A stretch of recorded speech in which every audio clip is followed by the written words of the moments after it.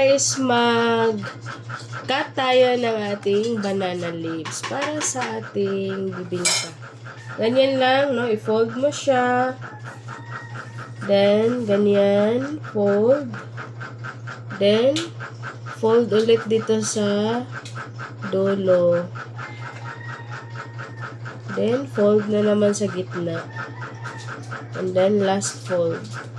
So, dito natin siya i-cut sa may pinakamababa niya. Diba dyan? So, yan. So, it's perfect. Tingnan nyo. Ayan. Perfect yung paggagawa natin ng ating lalagyan ng ating bibingka.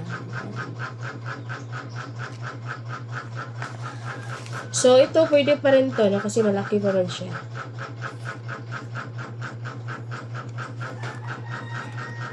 Fold, one fold. Then, i-overlap yung sa kabila. Ayan. Then, ganyan. Then, i-cut natin.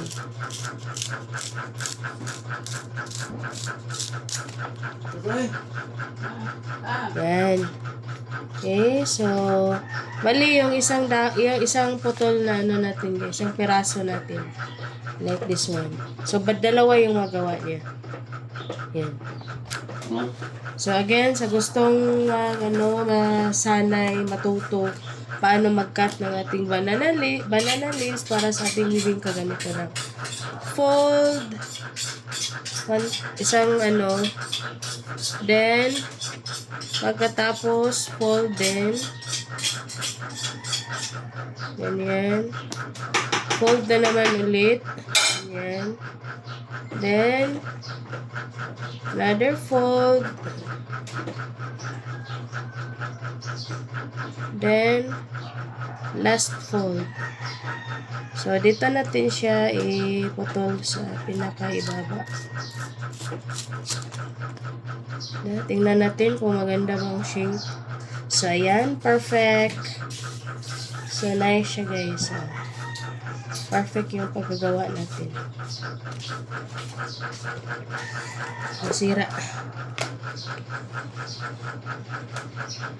Another one. Fold.